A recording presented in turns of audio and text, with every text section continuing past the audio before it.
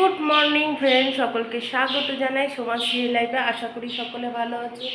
আমিও সকলের আশীর্বাদে অনেক অনেক ভালো আছি। কিন্তু আমার এই কটা দিন খুবই অসুস্থতার মধ্যে কাটছে।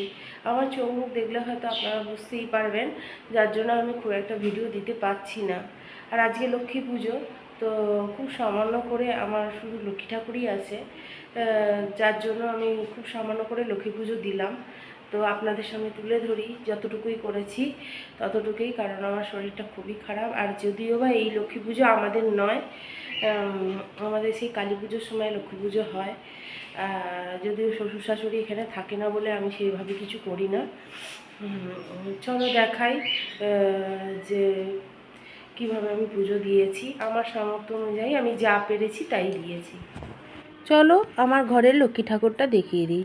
আর দেখো, খুব সামান্য করে পুজোটা দিয়েছি, যেহেতু আমার শরীরটা খুবই খারাপ। তো যে যতটা পেরেছি আমি ততটাই করতে পেরেছি, যেহেতু আমার শরীরে মানে গায়ে জ্বর জ্বর ভাব, তো খুবই শরীর খারাপ লাগছে। চলো বন্ধুরা, রান্নাবান্না কিছু করি, কারণ রান্নাবান্না কিছু করতে হবে। আজকে নিরামিষ, যেহেতু লক্ষ্মী পুজো, তো সেইভাবে আঁশফাঁস কিছু করা হয়নি আর খাওয়া হয়নি সেই থেকে। তো আজকে রান্নাবান্না করব, পুজোটা দেওয়া হয়ে গেছে আর রান্নাবান্নাটাও করে নিই। একটু ডাল চাল সেদ্ধ করে নেবো প্রেশার কুকারে। আমার হাজব্যান্ড তো রুটি খেয়ে চলে গেছে কলকাতায়। ওর তো যেহেতু সোমবার মার্কেট আছে, তাই জন্য ও চলে গেছে কলকাতায়। আর আমারও শরীরটা খুব একটা ভালো নেই। সেই দশমীর দিন থেকে, দশমীর দিন তবু একটু ভালো ছিলাম, বেরিয়েছিলাম, তারপর দিন থেকে তো খুবই শরীর খারাপ, যার জন্য ভিডিও তো খুবভাবে দিতেই পারছি না একদম। চলো এখন রান্না করে নিয়ে ডাল চাল একটু সেদ্ধ করে নেবো এখন খাওয়ার মতন। আর রাত্রিরের জন্য আলুর দম করে রাখবো, আর লুচিটা রাত্রিরেই করব। এখন আলুর দম করবো আর এখন একটু ডাল চাল সেদ্ধ করব, যেটা ছেলে আর আমি খাবো। আমার হাজব্যান্ড বেরিয়ে গেছে বললামই। চলো দেখাই তোমাদের। চলো রান্নাবান্নায় চলে এলাম।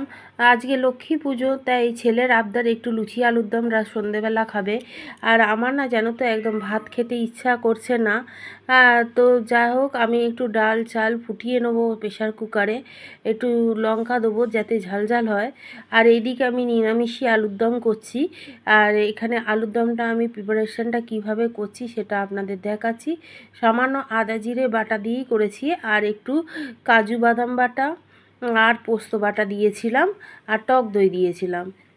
এই হচ্ছে আলুর দম রান্নার রেসিপিটা। আর একটু টমেটো বাটা দিলাম, যেহেতু নিরামিষ তো এইগুলো দিতেই হয়। তো আজকে একটু ভেবেছিলাম যে কষা কষা করে আলুর দমটা করব। সেই হিসেবে সত্যি আলুর দমটা খুব সুন্দর কাজের বাড়ির মতন রান্না হয়েছিল। তো যাই হোক, আপনাদের তো খাওয়াতে পারি না, তো আপনারা বুঝতে পারেন না। যাই হোক, দেখো রান্নাটা দেখলেও বুঝতে পারবে যে কেমন রান্না হয়েছিল। আর এখন কাজু বাদাম আর কাজু বাদাম বাটাটা আর পোস্ত বাটাটা দিলাম, দিয়ে ভালো করে নাড়লাম। আর একটু জল জল, যেহেতু আমাদের মিক্সার গ্রাইন্ডারটা অনেক বড়, ছোট এটা খারাপ হয়ে গেছে, তো একটু জল দিয়েই বাটতে হয়, তার জন্য একটু কষাতে টাইম লাগলো। আর আলুগুলোকে ভালো করে ভেজে নিয়েছি, প্রায় সেদ্ধ হয়ে গেছে 80%। তো এবার এই গ্রেভির মধ্যে শুধু একটু সেদ্ধ হবে, তাহলেই হয়ে যাবে। আর একটু গরম মশলা দিয়ে নামিয়ে নেবো। ঘি ছিল না তো ঘি দিইনি। তো এইভাবেই আমার আলুর দমটা আজকে ভেবেইছিলাম যে মুখটা খুবই খারাপ, অনেক দিন ধরে ভাত কোনো কিছুই খেতে ইচ্ছা করছে না, তো আলুর দমটাও একটু ঝাল ঝাল করে করব যাতে ভালো লাগে, আর কষা কষা করে করব। আর এইখানে আমি একটু খিচুড়ি করে নিলাম। খিচুড়ি মানে ওই ডাল চাল সব কিছু দিয়ে বেসারে একটু সেদ্ধ দিয়ে করে নিলাম। আর একটু মিষ্টি দিয়ে দিলাম, একটু মিষ্টি মিষ্টি খায় আমাদের, তো নুন সব মিষ্টি সব কিছু দিয়ে ভালো করে করে নিলাম। আমার ছেলেকেও দেবো আর আমিও খাবো। সেই হিসেবে আর সত্যি বলতে ভাতের থেকে এটাই খেতে ভালো লাগলো। সর্দি মুখে তো বেশ একটু ঝাল ঝাল মতন করেছিলাম, বেশ ভালো লাগলো। যাই হোক, এটা আমার আর ছেলের দুপুরের খাবার।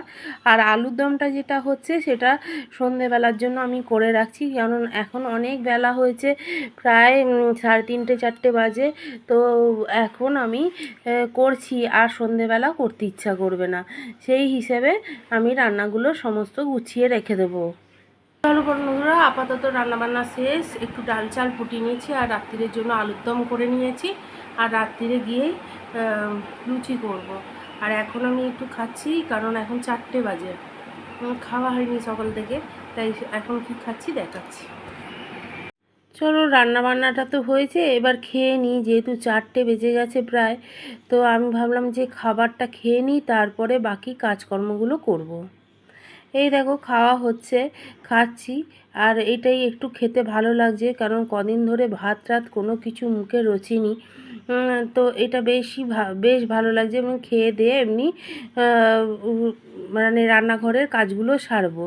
যেহেতু 4টে বেজে গেছিলো, আর আমাকে খেতে হয় প্রেশারের ওষুধ, তাই জন্য আমি আগে খেয়ে প্রেশারের ওষুধটা খেয়ে নিলাম, কারণ আমার শরীরটা এমনিই খারাপ। তাই জন্য খেয়ে দিয়ে এবার বাকি কাজকর্মগুলো আমি সেরে নিচ্ছি, কারণ রান্না করলে বাসনপত্র বেরোবেই, আর রান্নাঘর পরিষ্কার করতেই হবে। যেহেতু সকাল থেকে কোনো কাজই করিনি, শরীর খারাপ বলে না একটু শুয়েই ছিলাম, ভালো লাগছে না। আমার ছেলেকে দেখো খেতে দিয়েছি, ও কীভাবে খেয়েছে। একটা এত বড় ছেলে, খাওয়ার জন্য কত ওকে করতে হয়। যাই হোক, দেখো আমাকে আমার কাজ করতে হবে। আমি টেবিলে থালাটা রেখে এবার গ্যাসটা একটু মুছে নিই। শরীর খারাপ থাকুক যা থাকুক, একার সংসারে না অনেক কাজ থাকে, তার উপরে লক্ষ্মী পুজোর দিন, আর সমস্ত কিছু অগোছালো হয়ে পড়ে থাকবে, ওটাও দেখতে ভালো লাগে না। যার জন্য উঠে পড়ে একটু শুয়ে পড়েছিলাম। শুয়ে মানে ভাবলাম যে না, শুয়ে থেকেও তো লাভ নেই, কারণ কাজগুলো করেই নিতে হবে। সেই হিসেবে উঠে আবার সমস্ত কাজকর্মগুলো করে, আর রাত্রিরের তরকারিটাও করে রেখে দিলাম। এবার সমস্ত কাজকর্ম করে নিই, আমি নিশ্চিন্ত থাকবো। রাত্রিরে যখন সময় হবে আমি তখন সেই হিসেবে লুচিটা ভাজবো। এইভাবেই আমি সমস্ত কাজকর্ম করে নিলাম। আর এই দেখো গ্যাস ফ্যাস, রান্নাঘর সমস্ত কিছু পরিষ্কার করা হয়ে গেল। আর এইটা রাত্রিবেলা আমার হাজব্যান্ড হেল্প করে দিচ্ছিল লুচি ভাজতে, সেই জন্য লুচি ভাজছিলাম। এইভাবে লুচি ভেজে মানে দুজনে মিলে করে নিলাম, তার জন্য তাড়াতাড়ি হয়ে গেল। এই দেখো সমস্ত লুচিগুলো কেমন ফুলছে। যাই হোক, আজকের জন্য এটুকুই থাকলো। শরীর অসুস্থতার মধ্যে আমি যতটুকু ধরতে পেরেছি সেই হিসেবেই আপনাদের সামনে সমস্ত ভিডিওটা ধরেছি। চলো, আজকের জন্য এইটুকুই থাকলো। সকলকে টাটা জানালাম।